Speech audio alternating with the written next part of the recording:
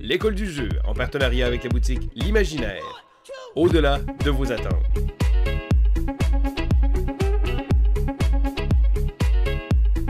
Salut mon petit zèbre sauvage, c'est Vincent et aujourd'hui je te fais mon quoi de neuf Vince du mois d'avril 2019. Ceci est une vidéo où je vais te parler de mes différentes expériences ludiques que j'ai vécues pendant le mois d'avril 2019, donc le mois qui vient tout juste de passer. D'ailleurs, c'est important de dire que la vidéo est très longue et j'ai beaucoup de choses à dire sur certains jeux. Donc, si tu n'as pas envie d'écouter la vidéo au complet, je te comprends, c'est long et même moi, des fois, je m'écoeure à m'entendre. Donc, c'est pour ça que j'ai fait des timestamps, des marqueurs de temps dans la description de la vidéo. Donc, tu pourras voir non seulement de quel jeu je parle, mais aussi à quel moment j'en parle. Donc, ça va te permettre de pouvoir mieux te situer dans cette vidéo-là. En deuxième partie du quoi de neuf, je vais faire aussi une espèce de revue du mois d'avril par rapport à ce que j'ai contribué sur la chaîne, aussi des nouvelles personnelles et finalement qu'est-ce qui va se passer dans le mois de mai. Important de mentionner que pendant le mois d'avril, j'ai participé au jeu Au bout, les jabs avec JP et on a joué à vraiment une tonne et quart de jeux. Des jeux différents, on n'a pas joué tout le temps ensemble, puis c'était correct parce que ça nous a permis de rencontrer des gens chacun de notre côté. Vraiment agréable comme expérience. Si vous êtes au Québec, je vous encourage grandement à participer au jab. Si vous n'êtes pas au Québec, je vous encourage grandement à participer au jab aussi. Blague à part, c'est vraiment un très beau week-end où est-ce qu'on va rencontrer des belles personnes, non seulement physiquement, mais aussi à l'intérieur. Et surtout, on va avoir accès à des nouveautés ou des jeux peu connus, passer en dessous du radar. On va aussi avoir des gens, un petit peu des gens très connus du milieu, comme par exemple l'an passé, on avait eu Bruno Catala, Antoine Boza, Ludovic Maublanc. J'avais fait des entrevues avec ces trois messieurs au job, justement. Ça a été un très beau moment que j'ai vécu avec eux. Voilà, donc je ne m'étalerai pas plus que ça. Si vous voulez aller au job, ben demandez-nous, on pourra répondre à vos questions, laissez-nous un petit commentaire, puis on va vous diriger aux bons endroits. Je laisserai aussi l'adresse web du job dans la description. Pardon. Maintenant, ça suffit la promotion, on s'en va dans le core de cette vidéo-là, c'est-à-dire les jeux joués. Alors, le premier jeu que j'ai joué, que je vais parler pour ce mois-ci, c'est Battlestar Galactica. Et Battlestar Galactica m'a charmé de A à Z. C'est un jeu d'identité cachée où est-ce que chaque joueur va recevoir une carte et va faire partie soit de l'équipe des humains ou soit l'équipe des Cylons. Parce que Battlestar est basé sur une télésérie du même nom, Battlestar Galactica, qui était dans les années 2000, je pense. Et celle-ci narre l'histoire d'un vaisseau qui se nomme le Galactica qui s'enfuit des Cylons. Les Cylons, c'est des genres de robots, machines méchantes qui veulent anéantir la race humaine. Et nous autres, ben, on s'enfuit d'une galaxie à une autre pour être capable de les éviter. Et à bord du vaisseau, nous avons l'équipage, donc on représente les joueurs, différents personnages de la télésérie. Mais par contre, parmi nous se trouvera 1, 2 ou 3 Cylons, dépendamment du nombre de joueurs que nous sommes. Et laissez-moi vous dire que c'est tendu tout le long de la partie parce que non seulement le jeu est difficile dès le départ, à la base, c'est super difficile comme jeu parce que tu es tout le temps en train de devoir contrevenir à des situations qui se passent dans le vaisseau, des crises que tu dois gérer, un peu comme à la Dead of Winter. Sauf que là, ben, les gens autour de la table peuvent vraiment venir nous faire très mal si tu es un Cylon. Et d'ailleurs, c'est en milieu de partie aussi que le reste de la partie va changer parce qu'on va recevoir une nouvelle carte identité et ça se peut que tu fasses partie des Cylons à partir de là. Donc là, tu as travaillé pour faire bénéficier l'équipage. Maintenant, tu vas travailler pour détruire l'équipage. Donc, tu gagnes si tu es un Cylon, si tu réussis à détruire, à anéantir le vaisseau. Il y a différentes manières, je ne m'étalerai pas là-dessus. Mais c'est vraiment le type de jeu d'identité cachée le plus exorbitant, je dirais, le plus stratégique, le plus large, parce que nous autres, on a joué avec des extensions, et ces extensions-là te permettent d'aller sur différents vaisseaux. Ça te permet aussi d'avoir accès à différentes nouvelles ressources, entre guillemets, des nouvelles cartes. Et le tout va te permettre de pouvoir mieux gérer ce qui se passe sur le Galactica. Mais somme toute, c'est vraiment une expérience hors norme. C'est extraordinaire ce jeu-là. très épique. Je dirais par contre le plus gros, selon moi le plus gros problème, c'est que ça peut durer très longtemps. À plusieurs joueurs, on a joué à 7 et ça nous a pris aux alentours de 6-7 heures finir la partie. Mais quand même, tout le long de la partie, tu es tendu, puis tu essaies de voir okay, qui est avec moi, qui me raconte des mensonges, qui essaie de me mener en bateau. Vraiment un jeu extraordinaire, Battlestar Galactica. L'autre problème, ce serait de te trouver une copie, parce que si tu vas avoir une copie de jeu, c'est dispendieux. Mais si tu vas avoir les extensions avec, c'est encore plus dispendieux. On dirait, je pense que c'est dans les alentours de 500$ US, donc c'est vraiment pas donné. Mais c'est une expérience à vivre, puis je suis pas mal certain qu'au final, il y a des gens autour de nous qui pourraient l'avoir, ce jeu-là, puis que vous pourriez y jouer. Hein? Ça va vous permettre d'alléger votre collection et de pouvoir jouer avec des gens qui l'ont déjà.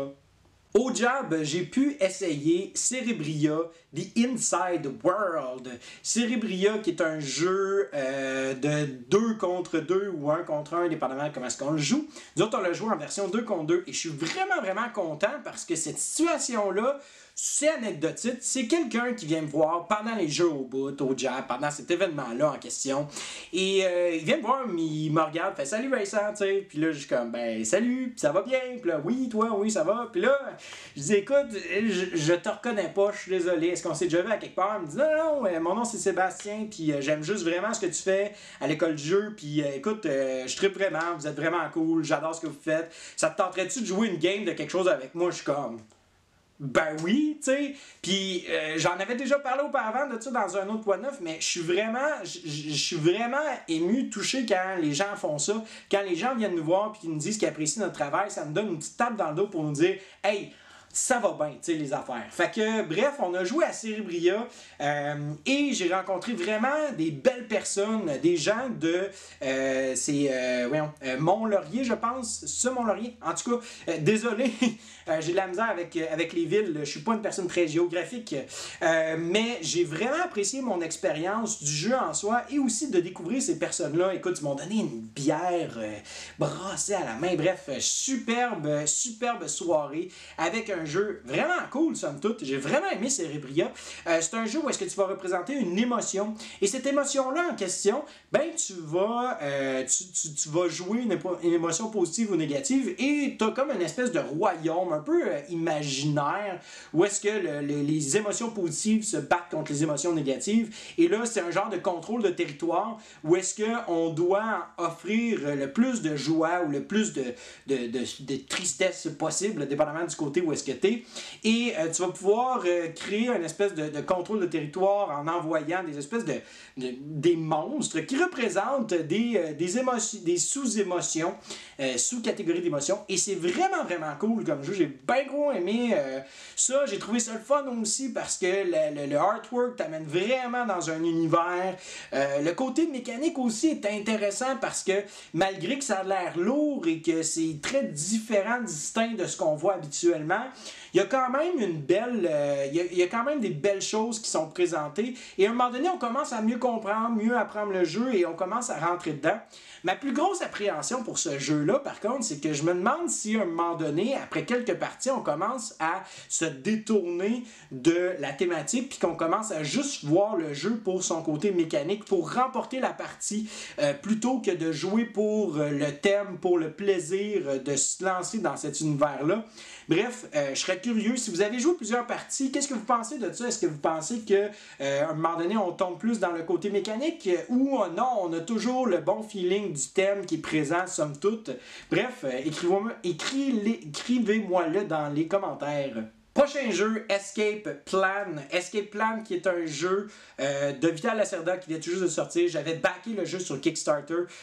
Oui, hein, qu'est-ce que tu veux? Des fois, je back des jeux, moi aussi sur Kickstarter. Hein, Vilain Vincent qui fait quelque chose contre les nouveautés, puis que là, il back des Kickstarter. Ben oui, désolé, je suis humain, je tombe sous la pression des Kickstarter, puis de la nouveauté. Fait que j'ai joué à Escape Plan et j'ai beaucoup apprécié mon expérience et j'apprécie le fait que Vital se soit donné la peine, donné le go pour faire un jeu peut-être plus léger et avec une thématique plus distinguée que ce qu'il fait habituellement.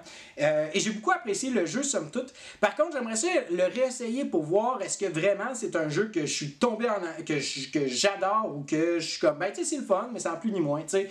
Parce que je trouve ça difficile, en fait, les Vitales, surtout à leur première partie, ces jeux-là te demandent tellement de te concentrer, de mettre ta tête au complet dans ce jeu-là, de te plonger directement dans les mécaniques pour être capable de bien comprendre, bien saisir toutes les opportunités, puis tous les petits détails de rien du tout que M. Lacerda nous lance ici et là.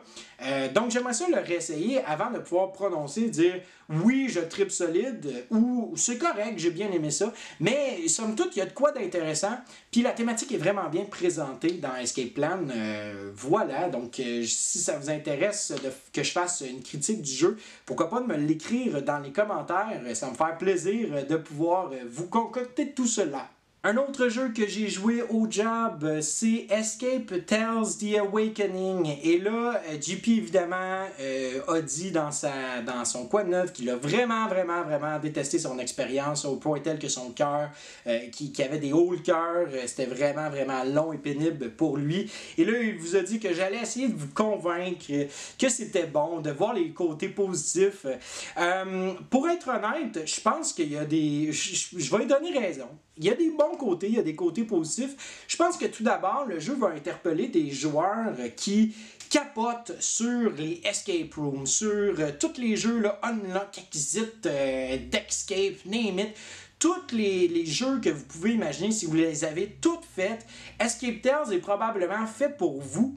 Les casse-têtes, par contre, sont vraiment difficiles. Certains d'entre eux, t'es là, puis t'as vraiment de la difficulté à voir la logique derrière. Et c'est ce qui est arrivé principalement à JP par rapport à un puzzle en question. C'était vraiment difficile pour lui et pour sa collègue, sa partenaire qui était Gabrielle.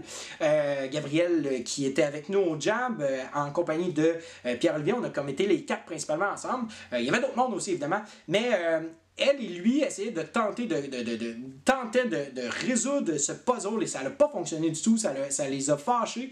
Moi aussi ça me fâchait, je dirais, parce que je trouvais qu'à un moment donné, les puzzles, après 5 heures de temps, t'en as un peu plein le casse, en bon québécois, t'es tanné, tu veux passer à d'autres choses et surtout, je pense qu'on s'attendait pas à ce que ça prenne autant de temps, 5-6 heures de temps. Et ça l'a vraiment un peu, tu sais, on a commencé le jab avec cette expérience-là et ça a vraiment pas été l'idéal. Parce que quand tu t'en vas dans ce genre d'événement-là, tu as une bucket list, tu as une liste que tu fais de OK, je veux jouer à ça. Et une fois qu'on a fini, ben si j'ai joué au minimum à tel jeu, ben écoute, ma fin de semaine assez faite, puis j'ai passé vraiment un très bon moment.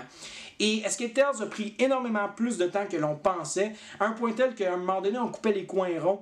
Et je comprends tout à fait, puis je suis d'accord, j'ai été fâché, j'étais frustré parce qu'à un moment donné, je ne sentais pas la thématique à être présente du tout, mis à part par le texte de saveur, le flavor text, qui te mettait un petit peu, bon, la puce à l'oreille par rapport à différentes affaires. Mais c'est que la thématique, à la limite, pour moi, devenait problématique parce que, tu sais, c'est que tu t'en vas dans une espèce de monde un peu ésotérique. Donc là, tu arrives dans une salle, puis là, c'est comme une salle de bain, puis là, finalement, tu t'en vas dans une autre salle, que là, c'est comme, t'es avec un démon dans une espèce de pièce avec comme plein de pentagrammes partout. Après ça, tu t'en vas dans une autre pièce qui est comme une chambre d'hôpital, un peu morbide, post-apocalyptique. Bref, t'es comme pitché à gauche puis à droite parce que, justement, le monde ésotérique te le permet, mais, tu sais, est-ce qu'à la limite, tu sais, c'est un peu du n'importe quoi? Je pense pas que c'est du n'importe quoi. Je pense que si on l'avait fait d'une autre manière, probablement que on aurait vraiment eu plus de plaisir parce que j'ai discuté avec d'autres personnes et eux autres, ils ont coupé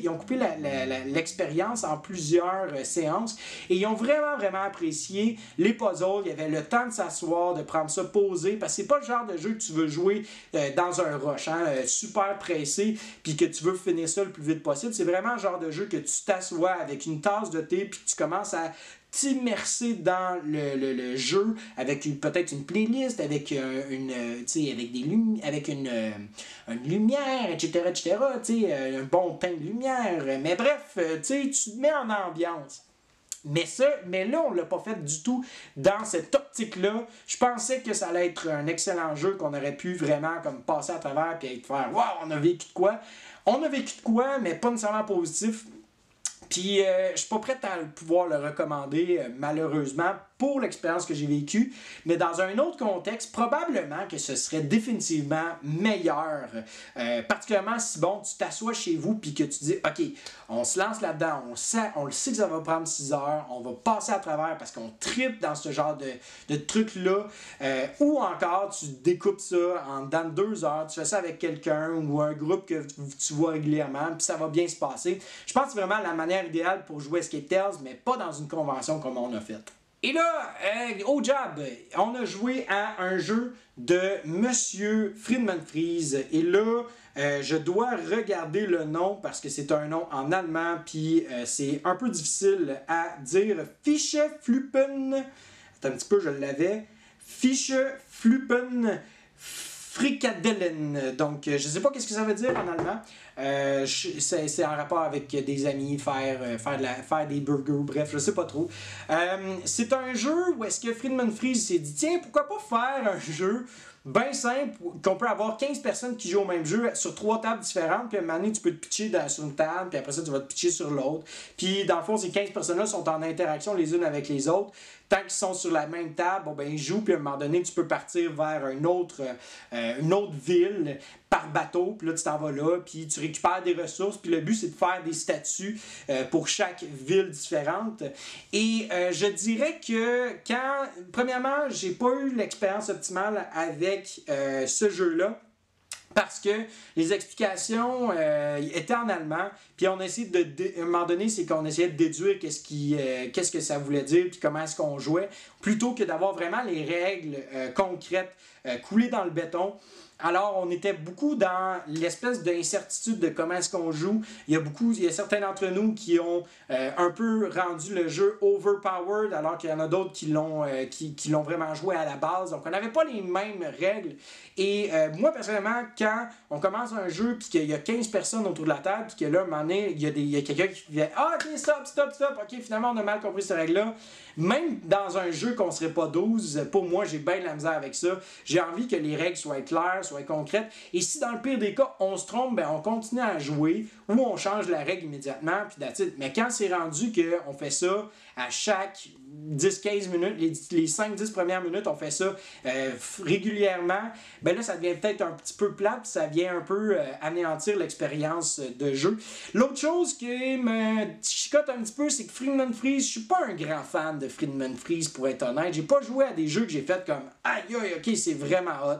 Parce que c'est un auteur qui aime ça se garrocher dans l'inconnu. Hein? Il se garoche, fait comme moi, j'ai une idée artistique. C'est un artiste, Friedemann Friese.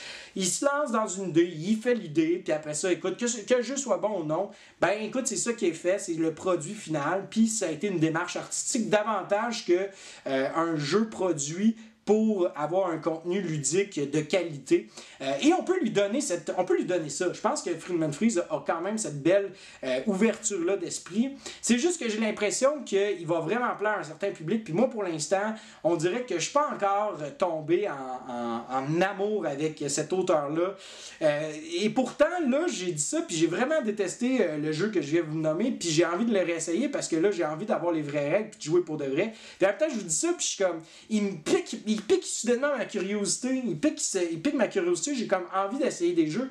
Juste pas tout le temps. Puis je pense que c'est correct aussi parce que c'est genre, tu sais, tu joues à Friedemann Friese, à part, mettons, les jeux plus linéaires qu'il a fait, mais tu joues à Friedemann Friese, puis c'est comme, ok, je m'embarque dans de quoi? Je sais pas si ça va être bon. C'est pas grave. Je vais avoir vécu de quoi d'unique et de différent. Et là, mon coup de cœur des jabs, franchise. Franchise par Christopher Conrad, et c'est un jeu qui réimplémente Medieval Merchants, ou Merchants, mais en tout cas, ça ressemble à ça. C'est un vieux jeu de 2001, je pense, 2004 en tout cas. C'est un jeu, en fait, c'est sous un nouveau thème où est-ce que bon, les joueurs vont représenter différentes compagnies qui veulent devenir effervescentes dans les États-Unis. Puis on va se promener de ville en ville, s'installer des franchises. Mais c'est un jeu de majorité mélangé avec un jeu un petit peu d'opportunisme, parce que les joueurs vont un peu se faire du coude pour être capable capable d'avoir des majorités dans certaines villes, dans certains États des États-Unis, mais aussi être capable d'avoir aussi un bon revenu, parce qu'une ville va te rapporter des revenus s'il n'y a pas beaucoup de franchises, mais plus qu'il y a des franchises de différents types, plus que l'offre est haute, moins qu'on va faire de l'argent avec cette ville en question. Donc là, on est tout le temps porté à se lancer à différents endroits puis être le seul à avoir une franchise là pour faire de l'argent.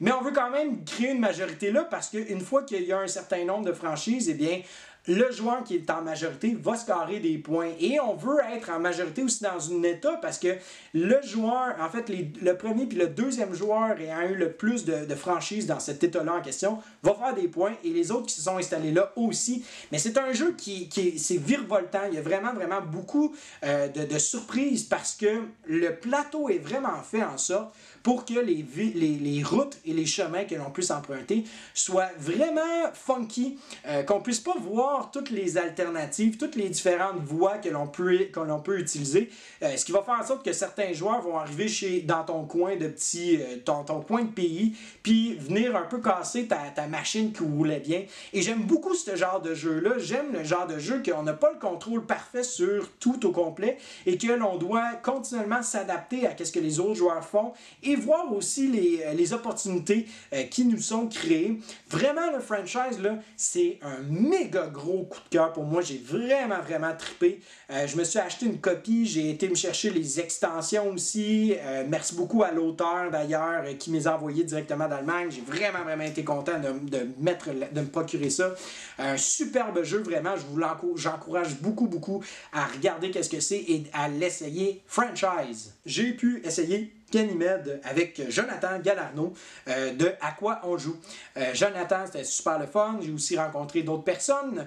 Et Ganymede, dans le fond, Sylvain a fait un petit vidéo explicatif des règles et a donné sa critique personnelle. C'est un très bon jeu. C'est vraiment le fun. C'est très, très, très intéressant. Il y a une belle interaction indirecte, mais aussi ton engin qui commence à se construire tranquillement. On a vraiment un bon petit feeling d'engine building, mixé aussi avec le côté opportuniste d'aller chercher les cartes ou les tuiles qu'il te faut absolument pour être capable de les faire matcher avec différentes couleurs. Bref, j'ai vraiment aimé ça. Ce ne sera pas un achat pour moi immédiat parce que on dit que c'est dans le même style que Splendor, puis malheureusement Splendor reste encore un incontournable pour moi. Puis j'ai l'impression que, tu sais, je suis toujours dans ce comparatif-là. C'est dommage parce qu'en même temps, j'aimerais ça faire comme, ben, tu sais, ce jeu-là a comme sa saveur. Puis oui, il a sa saveur, mais en même temps, je me dis, tant qu'à jouer à ça, je vais aller vers Splendor. Je le sais que je sonne un petit peu pessimiste ou un petit peu radin à la limite de dire, bah, là, moi, dans mon temps, il y avait des meilleurs jeux. C'est pas vraiment ça, là. C'est vraiment juste que, tu sais, tant qu'à aller dans ce genre d'univers, de milieu, de midway game-là, je vais aller vraiment vers Splendor. Mais j'ai vraiment aimé Ganymede, puis je serais vraiment partant de refaire une autre partie, puis de réessayer le jeu sans problème. Là. C'est vraiment pas ça. Puis je pense que, tu sais, il y a bien du monde qui vont apprécier, puis qui vont faire « Ah, c'est vraiment cool, je veux l'acheter. » Puis go for it, là, il est vraiment pas cher en plus. J'ai joué à un Living Card Game qui vient tout juste de débuter en 2018 qui se nomme Heroes of Terrinoth. C'est une réimplémentation du Warhammer West de Card Game, en tout cas un jeu de cartes qui avait en lien avec Warhammer et ils ont réimplémenté ça dans l'univers de Terrinoth. Je connais pas beaucoup l'univers. On a joué, on a fait le premier scénario, moi puis mon cousin. J'ai trouvé ça le fun, puis j'ai trouvé qu'il y avait des belles mécaniques, il y avait vraiment quelque chose d'intéressant. Mais encore là, c'est pas le genre de jeu que j'aurais envie de me lancer dedans à plein nez puis de commencer à suivre ce jeu-là de façon très, très précise puis de façon, tu sais, ce que je sois bien stédé avec ça.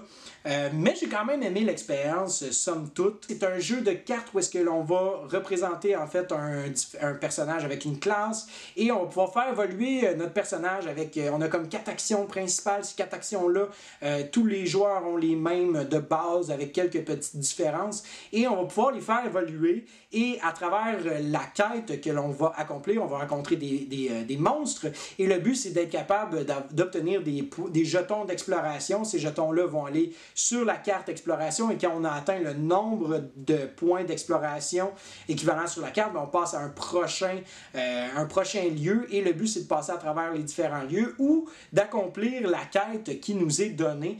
Donc c'est un jeu qui vraiment va parler à certaines personnes parce qu'il y a le côté évolutif des cartes et il y a le côté aussi, thématique médiéval, fantastique qui est vraiment bien implémenté. Et le jeu de cartes est intéressant somme toute avec les 4 différentes actions qu'il faut bien gérer. Il faut gérer aussi une portion de hasard parce que les ennemis, au départ, quand ils entrent en jeu, ils sont face cachée. Ensuite de ça, quand ils viennent vers nous pour nous attaquer, il faut gérer aussi leur attaque à eux, qu'est-ce qu'ils vont faire. Il y a vraiment une belle homogénéité dans le jeu en général. C'est très fluide, somme toute. Un jeu aussi que JP a parlé dans son Quad 9, Magnastorm. En fait, c'est moi qui avais approché JP et qui avait dit que probablement il allait beaucoup apprécier ce jeu-là. Ça nous vient en fait de la boîte d'édition allemande qui nous a offert aussi Gaia Project. Et Magnastorm, comme JP a dit dans son Quad 9, c'est un jeu qui t'offre des mécaniques assez inédites, je dirais, très particuliers, excentriques, où est-ce qu'on va avoir la manière principale de faire nos actions, c'est que tu as 2 plateaux. Et sur ces 2 plateaux-là, les 2 plateaux vont avoir une ligne qui est commune. Et quand tu vas prendre, si tu veux faire une action, c'est simple, tu vas prendre un pion qui est jaune ou qui est de ta couleur à toi personnelle et tu vas le déplacer sur le 2e plateau dans une colonne de ton choix. La colonne que tu vas sélectionner, en fait, la rangée que tu vas sélectionner va te donner droit de pouvoir obtenir des cubes ou de pouvoir te déplacer sur le plateau principal. Parce que ton but, c'est d'installer des espèces de laboratoires qui ressemblent à des tortues sur différents espaces. Et ces espaces-là vont te permettre de pouvoir récupérer des résultats sur la tempête magnétique. Et ces résultats-là sont transférés vers une espèce de ligne de recherche scientifique qui ressemble un petit peu à la piste des religions dans Terra Mystica. Donc là, on va augmenter dans ces pistes-là et à un moment donné, on va être capable de pouvoir obtenir non seulement des bonus, parce que chaque fois qu'on monte, on va obtenir des bonus, mais aussi les personnes qui ont la majorité à la fin d'un round dans ces différentes pistes de recherche pourra avoir une carte qui va lui donner un genre de pouvoir spécial. Pour revenir au plateau des différentes actions, un round se termine quand tous les pions sont rendus sur le 2e plateau. Alors à ce moment-là, le plateau du bas, on va le glisser vers le haut et le plateau qui est vide va maintenant être dans le bas et on recommence un nouveau round. Et à chaque fois qu'on va faire ça, ça va déterminer aussi le coût de certains recherchistes, certaines cartes que tu vas pouvoir avoir qui vont te donner aussi des pouvoirs spéciaux. Mais ces cartes-là, ce qui est intéressant, c'est que si on se fie juste au jeu en tant que tel, c'est correct, c'est bien, c'est intéressant, ça roule bien. Mais ce qui change vraiment le jeu, ce sont les cartes recherchistes que l'on peut obtenir qui vont vraiment un peu briser la baraque parce que c'est vraiment des pouvoirs qui sont super forts. Et le jeu peut se terminer de différentes manières, soit après le 4e round ou dès qu'un joueur a atteint un certain nombre de points. Je vous en parle et sincèrement, j'aurais envie de faire une 2e partie. Pas que le jeu est incroyablement bon, puis wow, c'est extraordinaire, et que le jeu possède une grande rejouabilité parce que je pense que la rejouabilité va être principalement non seulement dans les recherchistes, mais aussi avec les gens avec qui tu joues autour de la table, parce qu'encore une fois, c'est un jeu d'opportunisme. On va prendre l'avantage de ce que les autres font, parce que si on déplace un pion vers une autre colonne, bien évidemment, le recherchiste en question coûte moins cher, parce que le recherchiste va coûter le nombre de pions. J'espère que c'est clair ce que je dis en passant, parce que c'est comme particulier, comme je vous dis, mais somme toute, vraiment un très bon jeu. Je le recommande, moi, j'aimerais ça. Moi, je pense que c'est un jeu qui aurait dû avoir plus d'engouement autour. C'est vraiment un jeu qui mérite son lot d'attention. Vraiment, là, un bon petit jeu Magnastorm. J'ai eu l'opportunité de sortir de ma bibliothèque. Enfin, j'ai pu rejouer à Puerto Rico avec ma version édition anniversaire. Et laissez-moi vous dire que ce jeu-là, à chaque fois que je le sors, je suis tout le temps, ouais, c'est vraiment un bon jeu. À chaque fois, j'ai cette réaction-là.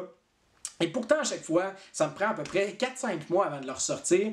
Mais c'est le genre de jeu que tu joues une fois par mois, là, avec des joueurs différents, puis que vraiment, là, je pense que je me retrouverais beaucoup dans ce jeu-là.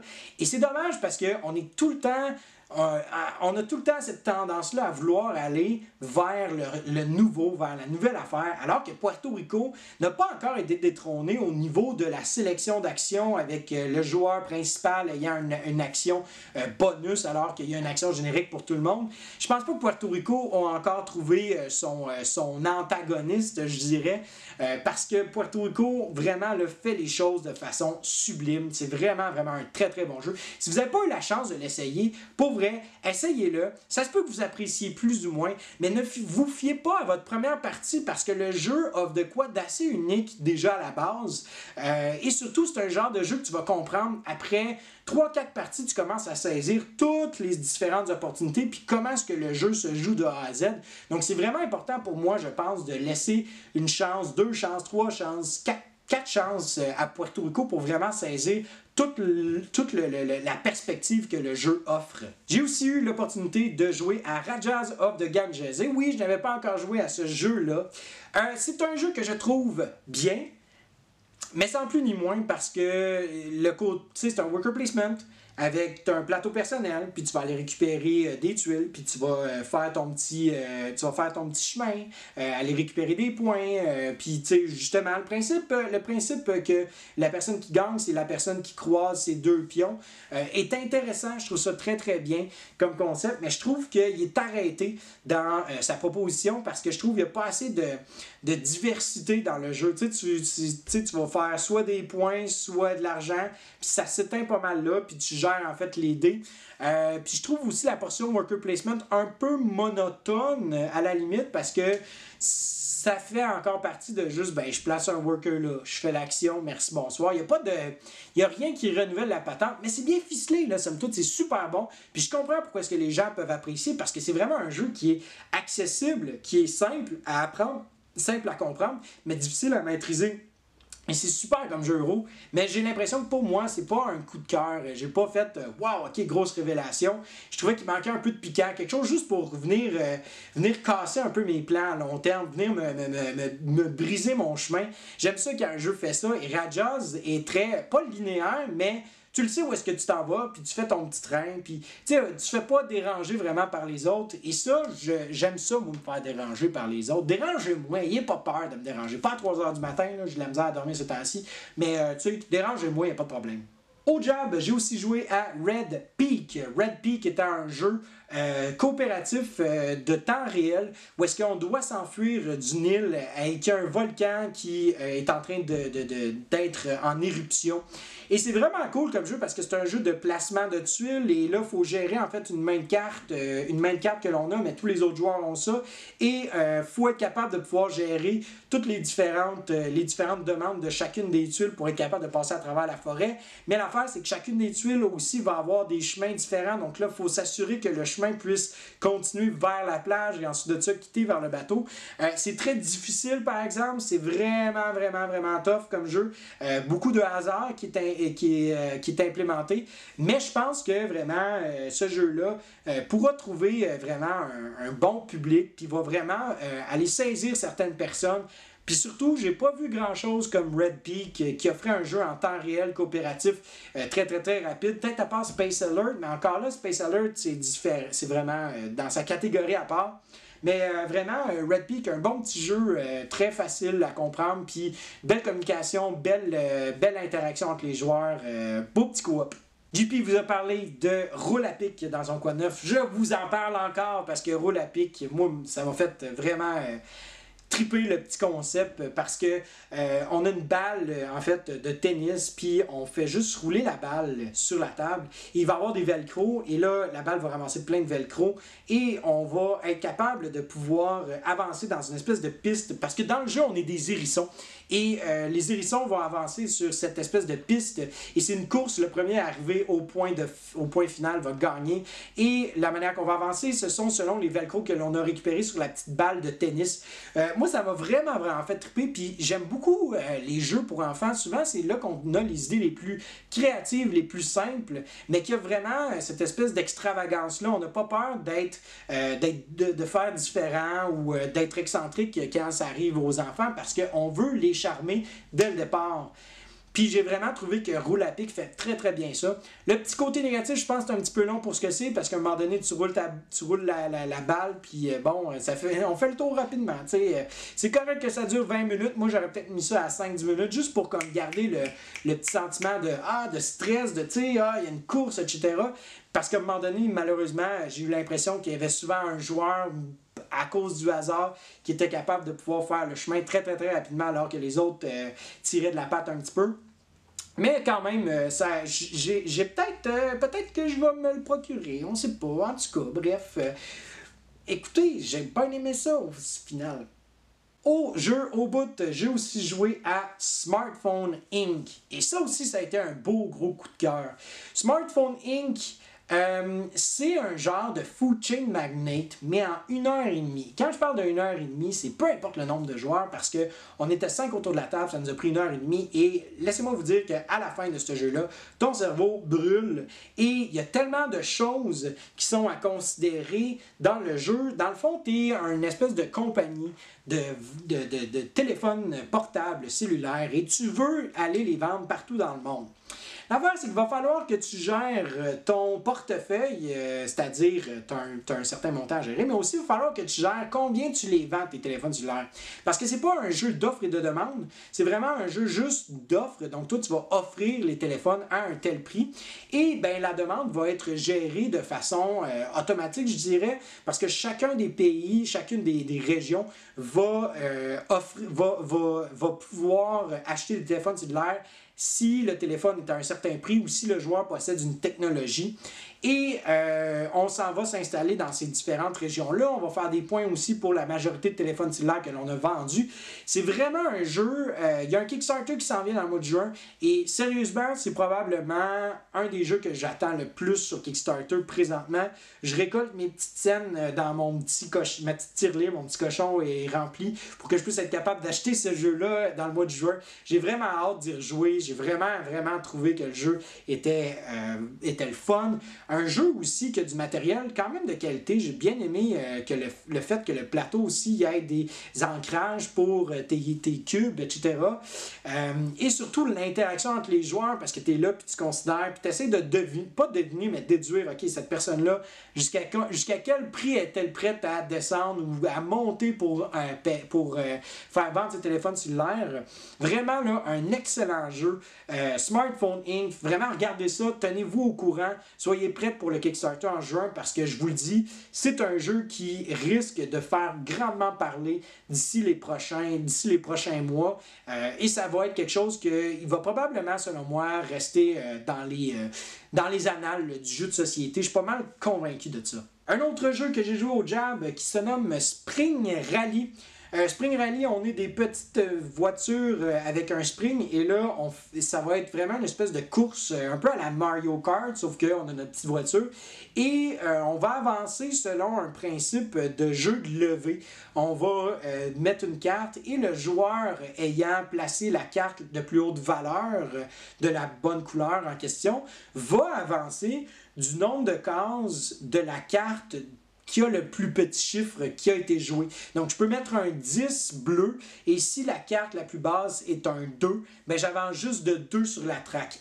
Et non seulement ça, c'est que si je perds, je crinque ma voiture, et plus que ma voiture est crinquée, plus que quand elle va décrinquer à la fin d'un round, ben, je vais avancer hyper rapidement.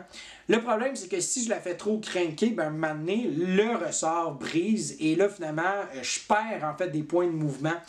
Super jeu, vraiment le fun, très sympathique, rien d'extraordinaire ou qui change, qui révolutionne l'industrie, mais c'est un jeu qui est bien pensé, bien ficelé, puis qui offre de quoi d'original, puis le petit côté un peu Mario Kart, là, on est concentré, puis là on veut s'assurer que là on bouge vite, puis qu'on soit comme juste au bon moment, au bon endroit pour être capable de lâcher sa crainte, puis dépasser les autres. Vraiment le fun comme petit jeu. Disponible difficilement par contre, je pense. J'espère qu'il va arriver ici bientôt en Amérique du Nord, probablement aussi en Europe. J'espère qu'il va être disponible pour que vous puissiez l'essayer. Un autre jeu que j'ai beaucoup aimé, Les Princes de Florence. Les Princes de Florence, c'est un jeu des années 2000, et c'est un jeu qui offre tellement aux joueurs. C'est un jeu qui offre tellement aux joueurs de possibilités, de diversité, mais qui est restreignant au niveau du temps et au niveau des opportunités que l'on peut avoir. À la base, c'est un jeu où est-ce que les joueurs représentent des princes de Florence et on veut créer un jardin, une espèce de château le plus beau, le plus extravagant pour attirer dans le fond des nobles qui vont faire, qui vont faire genre de différentes affaires. T'sais, on veut juste attirer des nobles, dans le fond.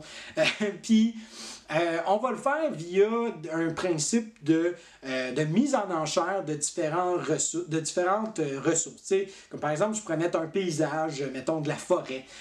Je pourrais mettre une forêt en mise en enchère et là, on va y aller. Et c'est vraiment une enchère à sa plus simple forme. Le joueur remportant l'enchère récupère la pièce et va pouvoir la placer dans son paysage personnel. Le problème, c'est que il y a certaines bâtisses qui ne peuvent pas se toucher. Donc, on peut juste les toucher par les coins.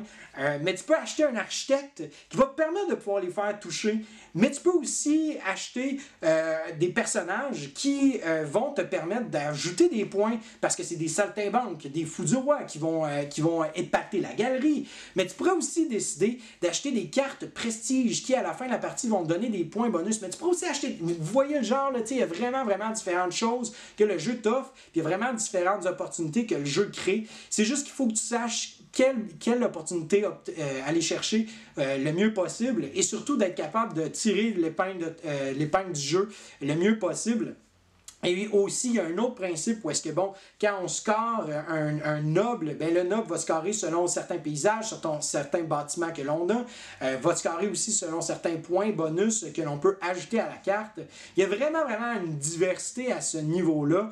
Et surtout, il faut que tu sois capable de faire des points de prestige, parce que tu as deux tracks, tu as des points de victoire, des points de prestige. Et les points de prestige doivent atteindre un certain niveau à chaque round.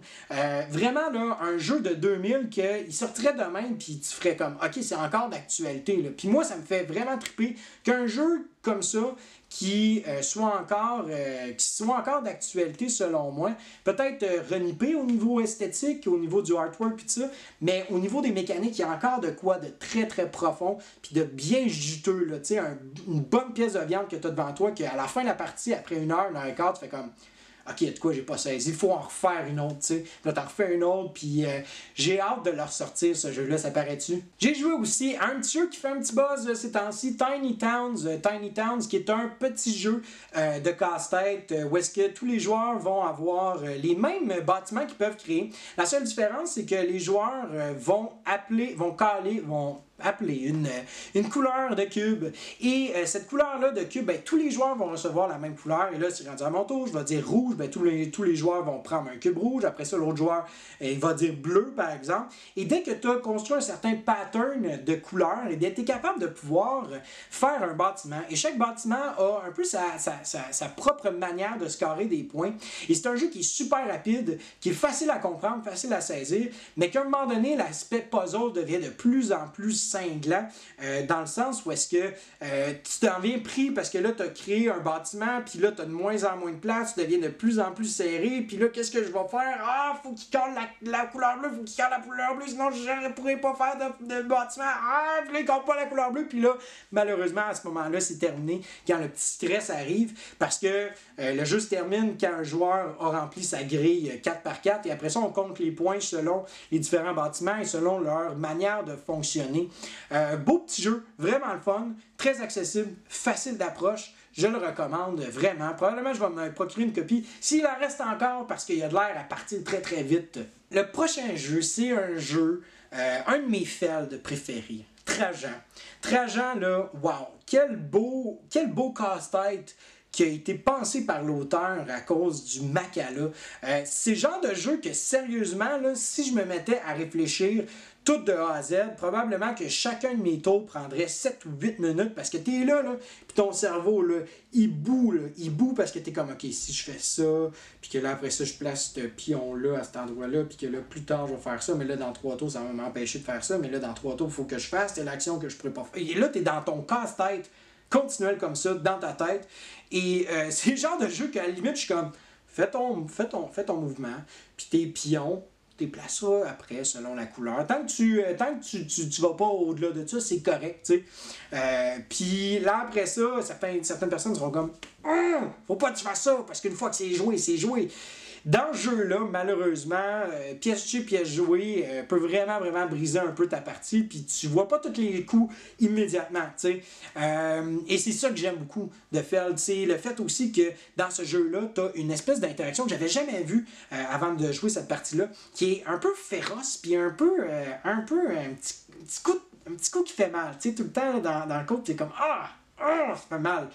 Mais c'est le fun, parce que ce petit coup de couteau-là que tu reçois, ben faut que tu te réajustes avec, parce que tu ne pourras jamais faire une stratégie à long terme pendant tout le reste de la partie. Il faut que tu t'ajustes à ce que les autres joueurs vont faire. Et surtout, il faut que tu t'ajustes à la portion de hasard qu'il y a. Et il y a juste une portion de hasard assez forte pour que le jeu soit intéressant, puis qu'on aille à s'adapter, puis que cette adaptation-là ne soit pas trop extravagante pour faire « Ok, là, je perds le contrôle total ». Et Trajan, sérieusement, si vous n'avez pas encore joué à Trajan et que vous aimez beaucoup Feld, lancez-vous là-dessus. C'est un jeu qui mérite tellement d'attention puis qui mérite tout son lot d'amour. Et vraiment un jeu que tu vas pouvoir jouer, rejouer encore et encore et encore. Et étonnamment, je suis étonné de dire ça, mais probablement que je serais prêt à y jouer à 3, peut-être pas à 4 parce que ça a l'air très très très long, mais à 2 puis à 3, il joue super bien. À 4, ça risque d'être très long, comme je disais, fastidieux. Mais en même temps, probablement que je le réessayerais à 4 juste pour voir, parce que là, on l'avait essayé à 3. Puis à 3, je trouvais que c'était vraiment un très très bon spot. À 4, ce serait intéressant de l'essayer. Un autre jeu que j'avais sorti l'année passée et que je n'avais pas eu l'opportunité de ressortir depuis, Transatlantique. Et Transatlantique m'a grandement surpris à cause de son interaction subtile, mais vraiment présente et très indirecte. On se doit en fait c'est un jeu de Mac Gerdts. Mac Gerdts qui est l'auteur de Concordia, de Imperial 2030, Navigador, un super auteur. Et Transatlantique, malheureusement, a fait un peu un feu de paille où est-ce que Mac Gerdts sort un jeu, puis finalement, ça a comme tombé très rapidement. Mais Transatlantique offre quand même sa saveur et je dirais que le principe, parce que dans Transatlantique, on va acheter des bateaux, on va suivre l'histoire navale de 1862 à 1912, on suit cette histoire navale-là, et on va acheter des bateaux que l'on va envoyer en mer. Et ces bateaux-là vont pouvoir faire différentes cargaisons, on va pouvoir transporter des ressources, récupérer de l'argent, récupérer aussi des points si on est capable par la suite. Et finalement, une fois que ce bateau-là devient un peu désuet, parce que là, il y a des nouveaux bateaux qui sortent, puis là, c'est extraordinaire, hein? Dans le fond, un nouveau bateau, wow, tu sais, le culte de la nouveauté navale présente dans Transatlantique fait en sorte que le vieux bateau quitte l'océan, et à ce moment-là, le bateau va scorer des points dépendamment du nombre de jetons de sa couleur que tu as sur ton plateau, mais aussi du nombre de bateaux de cette couleur-là qu'il y a dans le port. Il y a un système aussi d'achat de cartes qui est vraiment intéressant, qui vient vraiment changer beaucoup la perspective que les joueurs doivent avoir par rapport au jeu. Des petites subtilités dans Transatlantique qui font en sorte que le jeu a vraiment de quoi de spécial à donner. Puis je trouve ça plate parce que ce jeu-là a comme vraiment passé en dessous du radar une fois qu'il est sorti, puis une fois qu'il a terminé l'année. Mais je pense que vraiment, ce jeu-là, si vous aimez des jeux à la manière de Puerto Rico, avec un euro, puis qu'il y a comme un petit peu d'interaction, un petit peu cinglante encore une fois, je pense que ce serait un très bon jeu à essayer. J'ai aussi eu l'opportunité de jouer à Underwater Cities. Underwater Cities, JP a fait une session du jeu, une critique du jeu. Wow, ce jeu-là, sérieusement, un jeu, les gens font comme il n'y a pas bien de ressemblance avec Terraforming Mars. Il y en a une. Moi, je vais être honnête, je trouve qu'il y en a une. Je trouve que le côté engine building est similaire. On commence très petit, très renfermé, on a de la misère à gérer nos ressources, puis on est serré, puis là à la fin, écoute, les ressources explosent, puis là, mané, pouf, quand tu commences à comme vraiment créer cette espèce d'explosion-là, puis que tu es trop confortable, le jeu termine, et l'on compte les points, et surtout la diversité que le jeu offre. Est-ce qu'on se prépare à créer plein de petites villes? Est-ce qu'on se prépare à créer vraiment quelques villes, mais les maximiser au bout? Est-ce qu'on crée des chemins un peu partout pour être capable d'aller chercher toutes les métropolis? Tu sais, il y a vraiment différentes manières de faire des points. Et ce qui est vraiment intéressant selon moi, la portion worker placement est très simple. Je place un jeton, je vais faire l'action correspondante. Mais ce qui vient rajouter sur le jeu, c'est le fait que j'ai une carte de cette couleur-là. Je joue cette carte-là. Elle peut me donner une action à long terme. Elle peut me donner un bénéfice immédiat. Je dois donc gérer ma même carte et gérer en même temps comment est-ce que je vais faire mes actions, mais en même temps gérer comment est-ce que les autres vont faire leurs actions.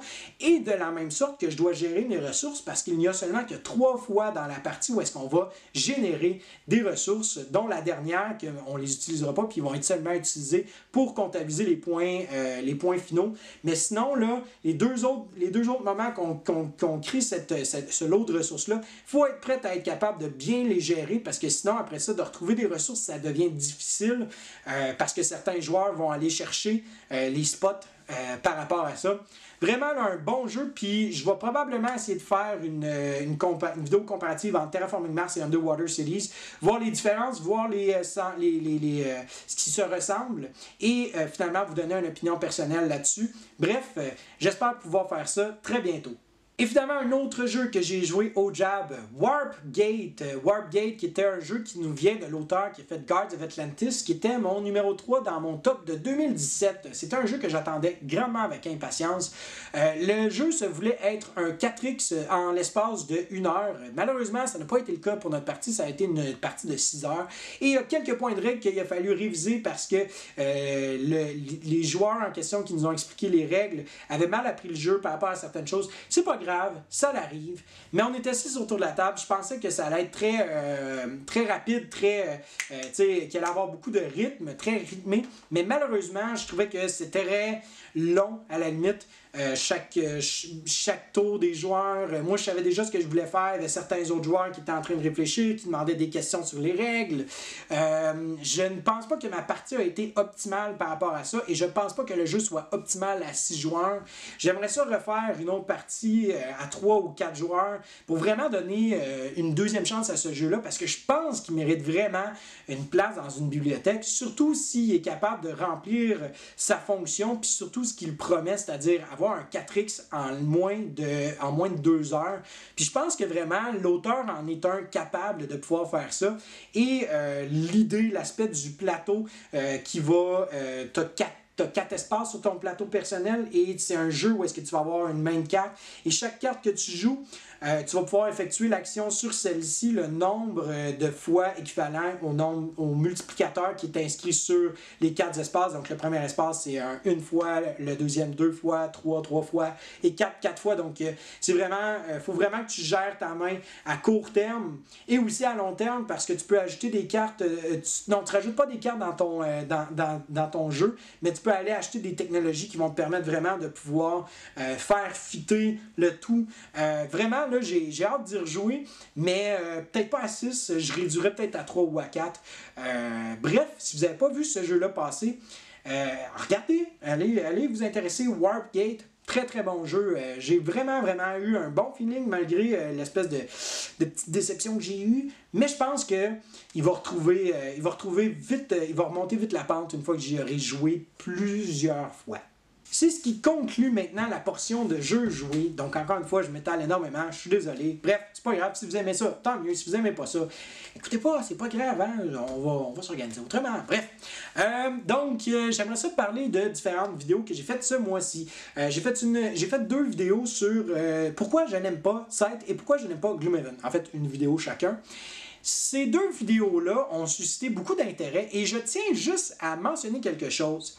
Je ne fais pas ça pour aller chercher des clics, aller chercher des gens pour être capable qu'eux autres, ce soit provocateurs, puis que là, je puisse avoir comme plein de views ou quoi que ce soit. C'est pas du clickbait que je veux faire, vraiment pas. Puis je veux spécifier ça parce que ça peut certaines personnes pourraient me dire « Ah, ça a l'air de ça », et ça n'en est pas. La raison est simple. Si je faisais une vidéo qui était marquée « critique de Scythe » ou « critique de Gloomhaven », puis que j'étais en train de dire des choses négatives sur le jeu, je pense pas que ça serait aussi bien apprécié et reçu, parce que je suis pas en train de donner la prémisse que je vais expliquer pourquoi j'aime pas précisément le jeu. Et surtout, je ne suis pas en train de bâcher le jeu, je ne suis pas en train de dire des choses négatives ou juste de parler contre ce jeu-là.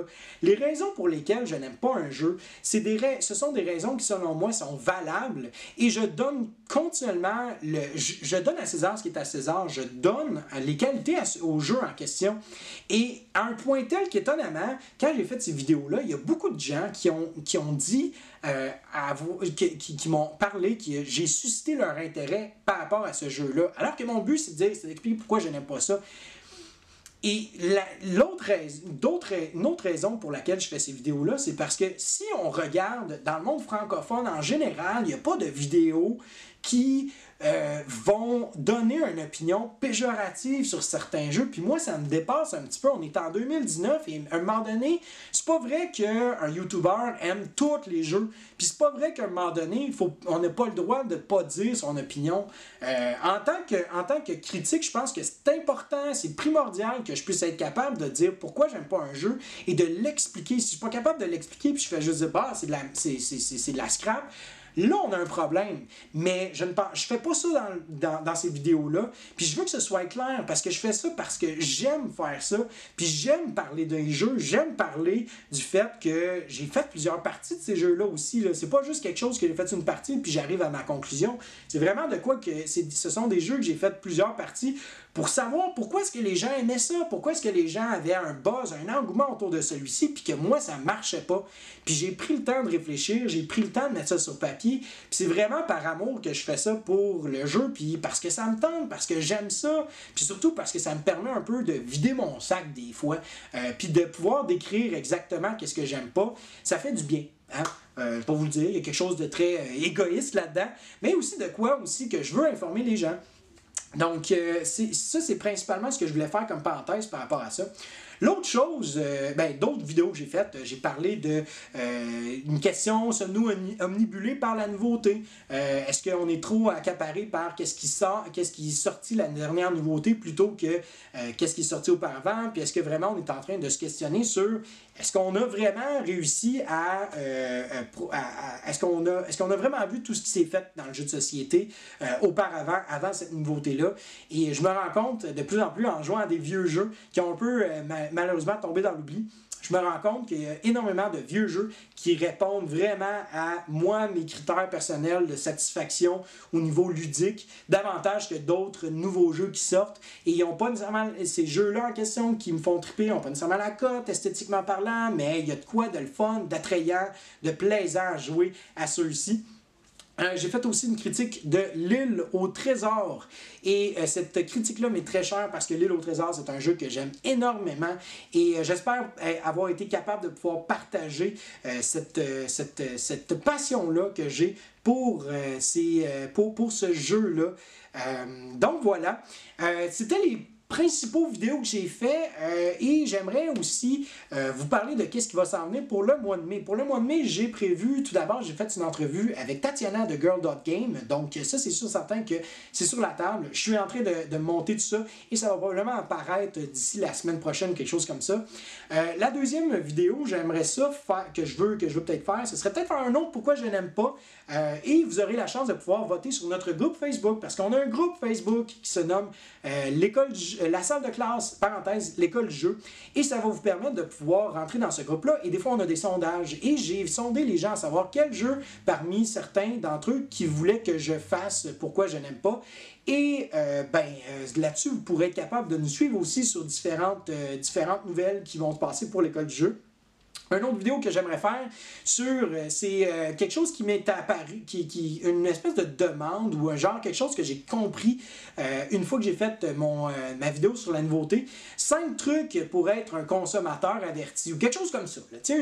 Dans ces lignes-là, dans le fond, différents trucs, différents conseils que je pourrais vous donner sur comment bien acheter sans nécessairement tout le temps se river sur le prochain Kickstarter ou la prochaine nouveauté. Comment être capable de bien gérer cette espèce d'engouement-là, puis de pas trop se faire tout le temps avoir par la vague, puis finalement que vous tombez dans un délabrement financier, puis que là, votre vie n'aille plus bien à cause du jeu de société. Ça devrait être le contraire. Mais blague à part, ce serait peut-être ça que j'aurais en tête. Et finalement, peut-être continuer, en fait, critique surprise, Board Game Geek, comment l'utiliser, Board Game Geek pour les nuls. Je ne sais pas encore, je suis encore incertain de ce que je veux faire par rapport à ça. Et aussi une critique comparative entre Terraforming Mars et Underwater Cities. Il faut que je fasse un peu plus de parties de Underwater Cities. Enfin bref. Et pour ce qui est de moi, je viens de revenir dans ma maison il y a environ 2 semaines, maximum 2 semaines. Je suis vraiment content. On est en rénovation majeure, donc on a passé environ 3 mois à l'extérieur de chez nous à voyager pack-sac. Donc c'était très très très difficile pour moi et ma femme, mais on a réussi à passer à travers et là on a une belle maison rénovée.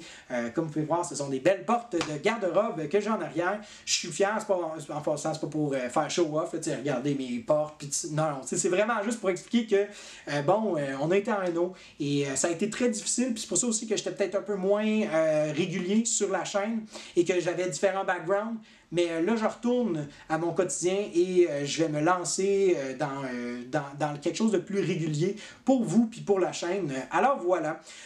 N'oublie pas de t'abonner à notre chaîne YouTube, à liker notre page sur Facebook et à nous suivre sur Instagram. Si tu as aimé la vidéo, laisse un petit pouce vers le haut. Si tu n'as pas aimé la vidéo, explique-moi dans les commentaires. Si vous avez une idée de vidéo, pourquoi pas la laisser en commentaire. Si vous n'êtes pas d'accord avec moi, vous êtes d'accord avec certains jeux que j'ai mentionnés, laissez-le en commentaire. Y a-t-il un jeu là-dedans que vous aimeriez avoir une critique de celui-ci? Laissez un commentaire et je vais me faire un plaisir de vous répondre.